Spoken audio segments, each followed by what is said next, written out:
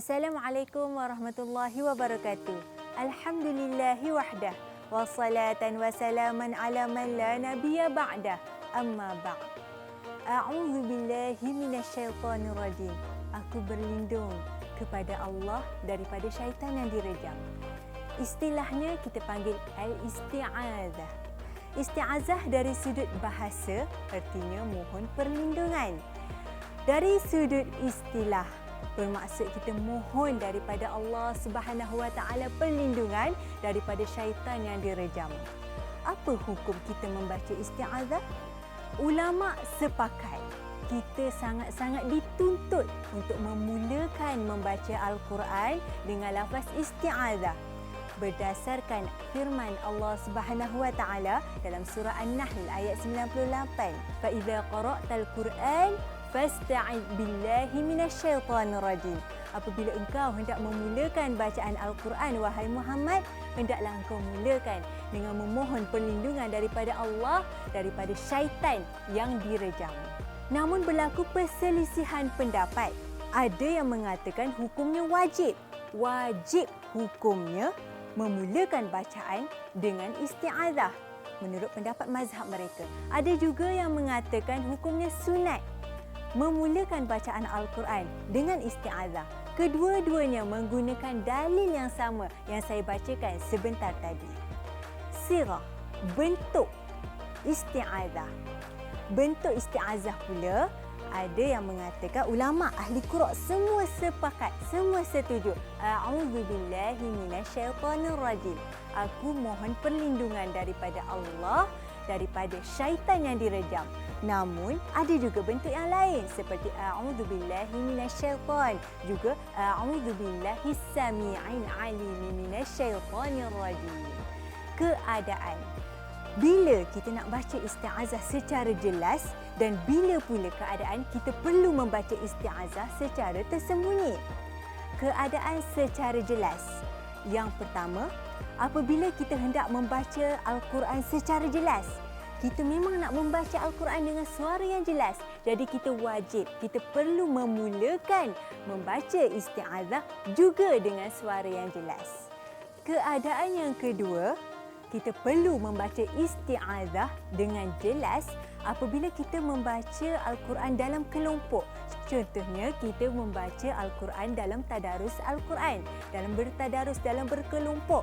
Orang pertama yang memulakan bacaan dalam kelompok tersebut perlu membaca isti'adzah dengan jelas.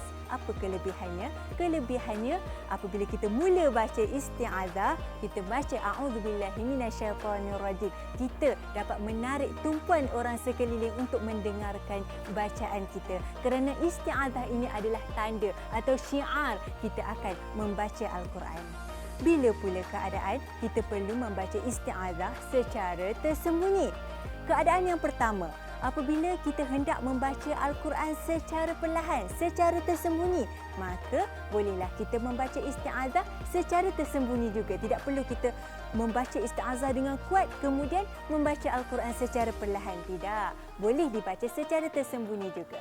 Keadaan yang kedua, apabila kita hendak membaca Al-Quran secara kuat, namun di dalam bilik tersebut kita seorang saja. Tidak ada orang yang mendengar bacaan Al-Quran kita.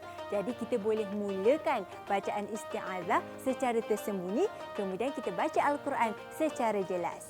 Keadaan yang ketiga, kita membaca isti'adzah secara tersembunyi ketika mana kita di dalam solat. Tidak kira kita imam, makmum ataupun kita solat bersendirian. Walaupun kita solat yang membaca Al-Quran memerlukan bacaan yang jahr, bacaan yang jelas, isti'adzah dibaca secara sembunyi. Keadaan yang keempat, apabila kita dalam kelompok membaca Al-Quran, kita dalam tadarus contohnya, kita bukanlah orang yang memulakan bacaan di dalam kelompok tersebut. Jadi, disunatkan untuk kita membaca isti'adzah secara tersembunyi. Cukup orang pertama sahaja. Orang pertama yang memulakan bacaan di dalam kelompok tersebut sahaja yang membaca isti'adzah secara jelas. Apa kelebihannya? kelebihan kita membaca isti'adzah walaupun dalam keadaan tersembunyi adalah untuk membezakan antara ayat Al-Quran dan bukan ayat Al-Quran. Ayat Al-Quran sememangnya, sepatutnya kita mulakan dengan A'udzubillahi minasyaitonirrajim.